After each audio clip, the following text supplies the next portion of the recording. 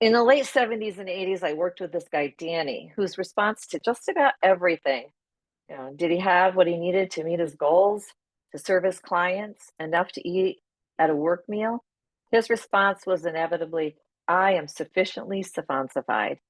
Danny always had enough to share, enough to spare. And he lived an attitude of gratitude and radiated an amazing spirit of compassion toward everyone he met, and most especially his adolescent diversion clients who were one short step from juvie. I will say, though, that it was the first for me to hear the notion sufficiently saphoncified. I thought Danny kind of made that one up. As it turns out, he didn't. It means full and then some, an elegant sufficiency. And that was so Danny. So 20 years later, I'm living in North Carolina, and I learned from my friend and tutor, Deborah, all things Southern, of course, of the Southern equivalent. Many of us have probably heard it, maybe even used the words ourselves, a gracious plenty. Though typically used to reference food and hospitality, I learned that a gracious plenty also extends to love, compassion, forgiveness, and community. Our readings today offer an opportunity to reflect on the need to be in community, the power of faith, and the spirit of generosity. The importance of sharing what we have, no matter how little it may seem, and what it truly means to have a gracious plenty. These themes are illustrated beautifully in the stories of Alicia, Jesus, and the early Christian community. However, acquiescing to my passions for film and literature and storytelling, for me, these themes are profoundly depicted in the narratives of Babette, in the foodie faith film Babette's Feast by Karen Blixen that I know we've talked about before, and Finch, the story of Finch about community and transformation in the book A Gracious Plenty by Sherry Reynolds, and in the lived experience of Marge, a mother of 6 whose open table fed many. Yeah, that's my mom. And by the way, I fact-checked this with my sister so that I'm not telling anything that isn't true. And I will say before I talk about my mom, she's going to sound like a saint. Trust me, she ain't no saint. She would say she ain't no saint. But many people say that if there were a presence of angels on earth, that would be Marge. Generosity, faith, and community are brought to life in the story of Babette, a French refugee who serves as a cook for 2 elderly devout sisters in a small Danish community. When she wins the lottery, Babette chooses to spend all her winnings on preparing a lavish commemorative feast for the villagers, who initially resist, but eventually come to appreciate the beauty and generosity of her gift. Babette's talent as a chef becomes a simple yet profound act of love, a selfless act that offers an elegant sufficiency and transforms the community, breaking down barriers and fostering unity and joy. We encounter a different, yet I think equally powerful form of generosity when we meet Finch, scarred from severe burns as a child and ostracized all of her life, who as an adult tends the cemetery on her family's land in a small southern community.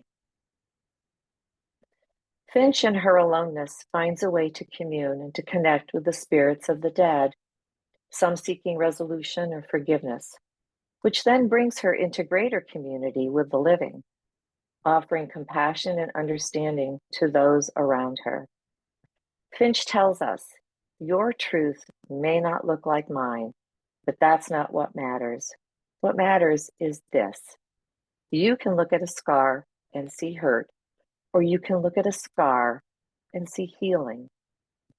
Her journey of healing, filled with grief, forgiveness, and redemption, reveals that grace, kindness, and connection may be found in unexpected places.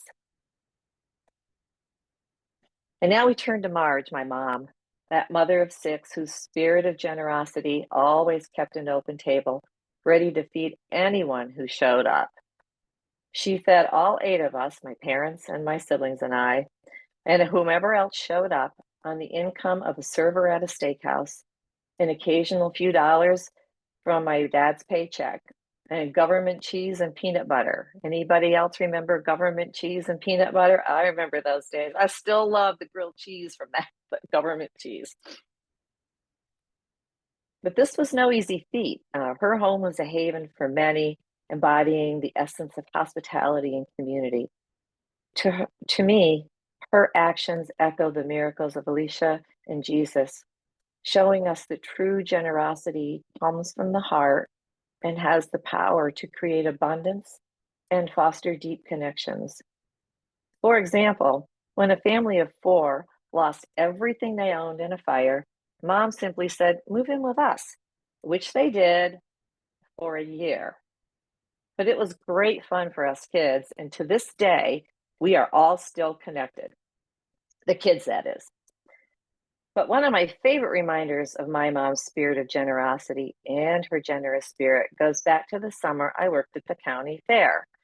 We're in county fair season in Ohio. Are we in county fair season in the other places? So everybody knows county fair. And I suspect many of us have attended those county fairs in our lifetime.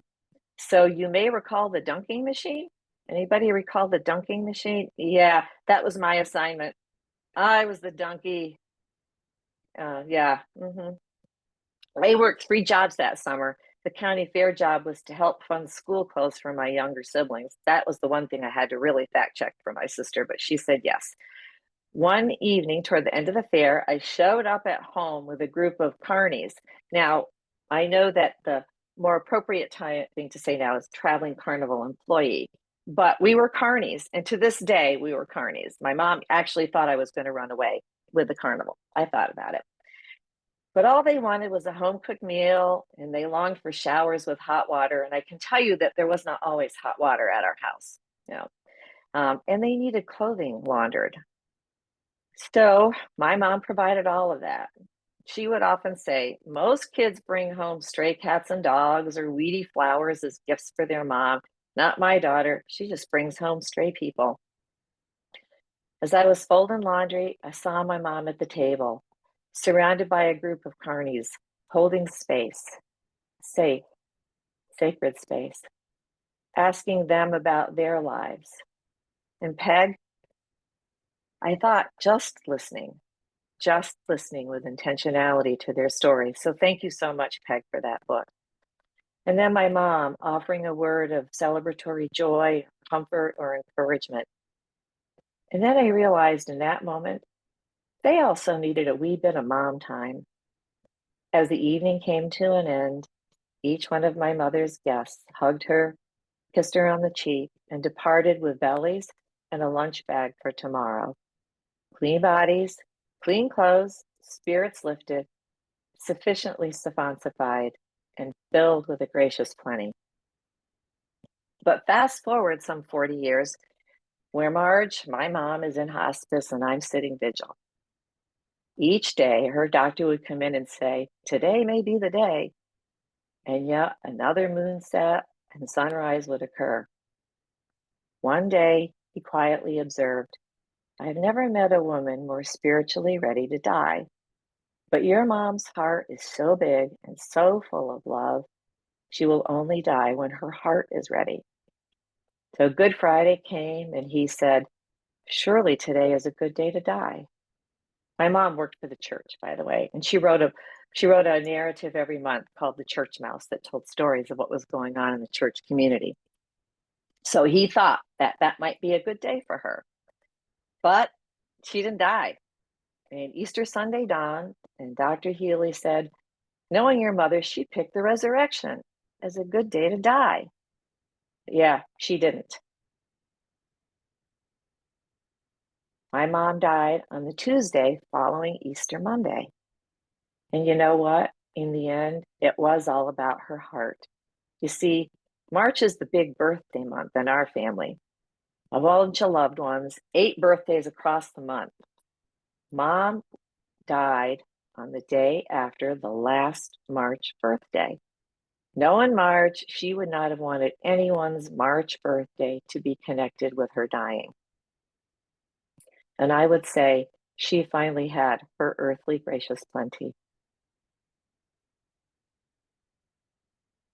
So as we reflect on the readings and these stories, let's imagine together how we as individuals and as community embody the spirit of generosity in our own lives.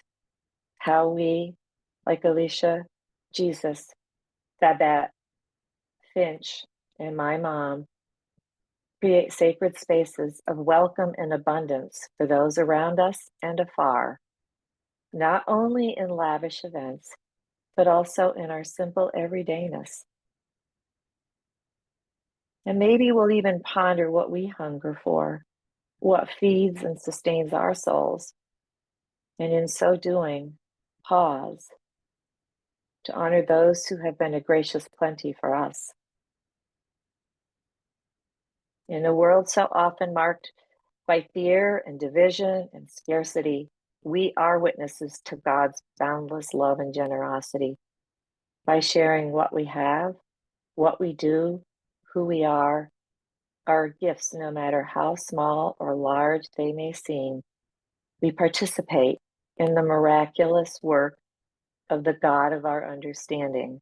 And that's a shout out to Polly, who always reminds us the God of our understanding, a God of abundance and love, creating community, holding sacred space where all are welcomed, all are fed in body, mind, spirit, and all are one, where Eucharist truly happens. And we do this with open hearts, ready to share our loaves and fishes. And if you're sharing them with me, they'll always be wine, trusting that in love's abundance, there's always a gracious plenty. Amen. And thank you.